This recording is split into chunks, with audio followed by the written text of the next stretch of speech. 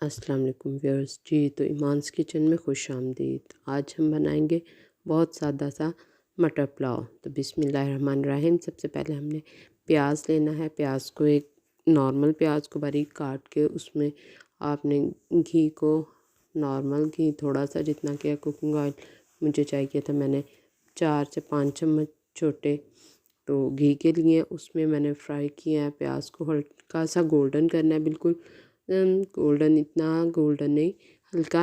लेकिन मुझे थोड़ा डार्क कलर चावलों में चाहिए, तो इसके लिए मैंने थोड़ा ज़्यादा ब्राउन कर लेना है, ब्राउन करना है। ये देखें, तो ब्राउन करने के बाद जब ये इस तरह हो जाएंगे तो मैंने इसमें थोड़ा सा पानी शामिल किया। पानी शामिल करके अब इनको अच्छी तरह से हिलाऊंगी और इसको फ्राई कर लूँगी ताकि उसका कलर प्याज का जो है वो निकल आए पानी में, और उससे हमारे चावलों का कलर भी ऐसा ही आएगा।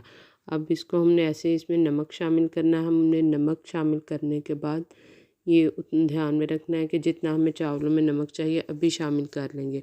और साथ में मैंने साबुत 2 सब्ज़ मिर्च डाली हैं और साबुत गरम मसाला डाला है।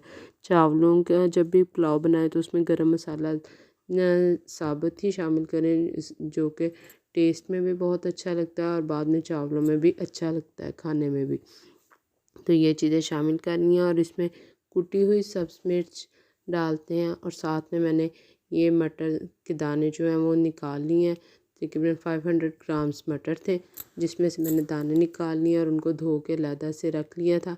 अब उसमें मैंने डाल के हल्का सा उसमें जब मैं फ्राई कर रही हूँ तो ये देखें घी में डाल के इस मसाले में डाल के ऐसे उसका फ्राई करूँगी ताकि नमक जो हमने इसमें डाला था, सब्ज़ मिर्च और जो काली मिर्च डाली है, वो हम उसका सारा टेस्ट जो है टमाटर में भी शामिल आ जाए। ये तकरीबन 1 से 2 मिनट तक ऐसे उसको घी में फ्राई करने के बाद, ताकि वो जो मटर में एक कच्चापन सा होता है, ज़्यादा पकाना नहीं, लेकिन उसको हमने ज़्यादा पकाना नहीं, थोड़ी देर के लिए 1 से 2 मिनट में उसको मैंने घी में गर्म किया है, फ्राई कर लिया है। तो अब उसके साथ ही मैंने जो चावल थे, मैंने 2 ग्लास जो कि नाप के चावल लेते हैं घर में, मतलब केजी के हिसाब से नहीं लेंगे हम लोग, उसको बर्तन के हिसाब से नाप लेते हैं। 2 ग्लास मैंने चावल के लिए थे, तो उसमें मैंने 4.5 ग्लास जो है पानी के शामिल करने हैं। तो ये उसको इस तरह हमने शामिल करने हैं। साथ ही हमने ऐसे उसमें नमक और मिर्च जो है वो टेस्ट के मुताबिक हमने चेक कर लेनी है। जितना चावलों में हम चाहते हैं कि नमक हो, वो उतना इस टाइम पानी में नमक मौजूद होना चाहिए। चेक कर लिया। अब साथ में मैंने इसमें चावल शामिल कर दिए। पानी को उबाल आने के बाद उसमें मैंने चावल, ये देखे पानी उबर रहा था तो मैंने चावल शामिल किए हैं। अब चावल शामिल करने के बाद उसको बहुत ज़्यादा तेज़ आंच पे नहीं, दरमियानी आंच पे, ना कि हल्की आंच पे हो, तो मैंने उसको रख ऐसे पकाना है ताकि चावलों का सारा पानी जो है वो उसमें खुश्क हो जाए। ये देखिए तकरीबन 4 से 5 मिनट के बाद चावलों का पानी खुश्क होना शुरू हो गया। अभी इसमें मैं ढक्कन नहीं रखूँगी, अगर ढक्कन रखेंगे तो हमारे चावल बहुत ज़्यादा नरम हो जाएंगे। तो इसको मैं ऐसे, और हिलाना भी आपने बहुत ज़्यादा नहीं है इस पॉइंट पे आके, वरना हमारे जो चावल हैं वो टूट जाएंगे। और अगर हम ढक देंगे पहले से तो हमारे चावल जुड़े जुड़े से हो जाएंगे साथ में।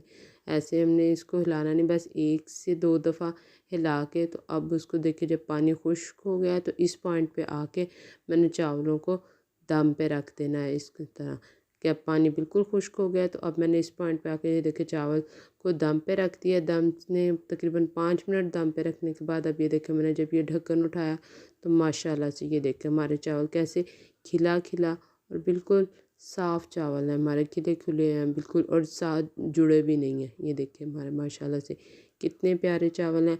तो अब इसके साथ ही हम इनको डिश आउट करेंगे खा के। और वह रेसिपी ट्राई करने के बाद ज़रूर बताइएगा कैसे हैं। दुआओं में याद रखिएगा, और अगर चैनल पर नए हैं तो सब्सक्राइब ज़रूर करिए। अल्लाह हाफ़िज़।